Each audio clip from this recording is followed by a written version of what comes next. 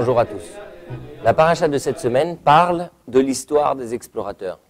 Tout le monde connaît cette histoire. C'est Moïse qui envoie 12 personnes pour explorer la terre d'Israël et revenir et raconter ce qu'ils ont vu.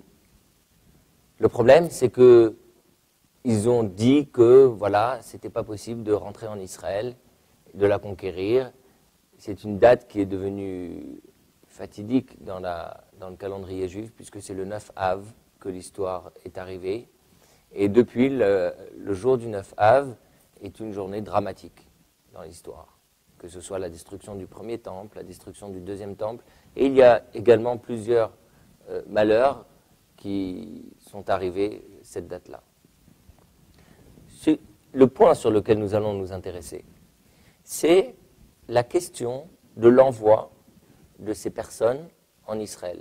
En effet, on remarque que Moshe a envoyé 12 personnes. C'était des personnes qui n'étaient pas du tout banales. C'était des personnes très importantes, des chefs, des princes, des chefs de tribus, des dirigeants. Ils avaient le sens des responsabilités, ils connaissaient les enjeux de rentrer ou de ne pas rentrer en Israël. Que s'est-il passé ? Pourquoi ont-ils d'un coup basculé ?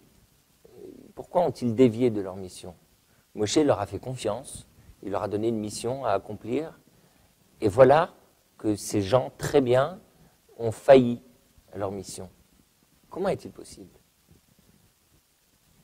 Y a-t-il un élément qui nous permet de cadrer la faille, qui nous permet de dire, voilà, c'est à ce moment-là que ces gens quasiment parfaits ont chuté. Pourquoi ? Où était le faux pas ? En réalité, l'analyse des termes de la mission nous permettent de comprendre l'erreur des explorateurs. En effet, Moshe, quand il a envoyé ces personnes pour aller explorer Israël, il leur a donné une mission précise qui était celle, la tour. En hébreu, on dit la tour, c'est-à-dire pour visiter. D'ailleurs, le mot faire du tourisme vient certainement de ce mot-là, la tour, vaya touru, et ils ont visité. Or, un touriste, que fait-il ? Il n'est pas là en train de faire une analyse géopolitique ou démographique ou sociologique de l'endroit qu'il est en train de visiter. Il est là avec son appareil photo, en train de faire un reportage, il aime, il s'intéresse au lieu, il essaye d'apprendre un petit peu l'histoire. Mais en réalité, les forces ou les faiblesses, même s'il va rapporter les forces et les faiblesses, les qualités ou les défauts de certains pays ou des endroits qu'il a visités, ces défauts n'ont aucun impact dans son choix de vie, dans ce qu'il va rapporter à la maison. Ce sera juste des souvenirs, ce sera une marque dans un rapport. Mais les conséquences et les conclusions n'y seront pas. Il n'y a pas d'apparition de conclusion dans un carnet de voyage. Voilà comment était tracée la mission de ces explorateurs.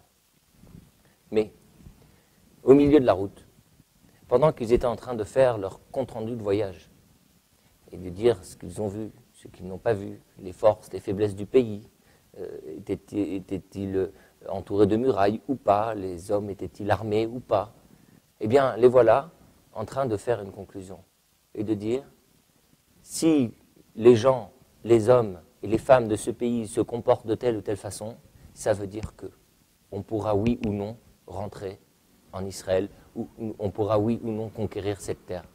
Il ne s'agissait pas de dire catégoriquement est-ce que la mission allait échouer ou pas, mais il s'agissait juste de donner une forme de conclusion et de donner une probabilité de chance de réussite ou d'échec de la conquête d'Israël. En d'autres termes, ce qui était faux dans la démarche des explorateurs, ce n'était pas de dire ce qui était bien ou pas bien, mais c'est de dire, voilà, si ça se passe, si ces gens sont de telle ou telle façon, se comportent de telle ou telle façon, cela veut dire que nous allons réussir ou pas. C'est la conclusion qui était mauvaise. En d'autres termes, nous avons tous une mission dans notre vie. On nous demande tous d'aller à tel endroit, parfois on réussit, parfois on échoue. Mais ce qu'on nous demande avant tout, ce n'est pas le résultat, le fruit immédiat de notre travail et de notre démarche. Ce qu'on nous demande, c'est l'effort. d'aller se déplacer et d'essayer de renforcer ce qui existe, ou alors de transformer des faiblesses en force. Voilà ce qui nous est demandé. On ne nous demande pas, en réalité, le succès garanti. En d'autres termes, notre paracha vient nous apprendre que si la Torah ne nous demande pas la garantie des résultats, elle nous engage dans les moyens. Elle nous engage à nous investir totalement, sans penser aux résultats de notre action, tout en ayant la conviction que notre engagement total est la garantie de notre succès. À très bientôt.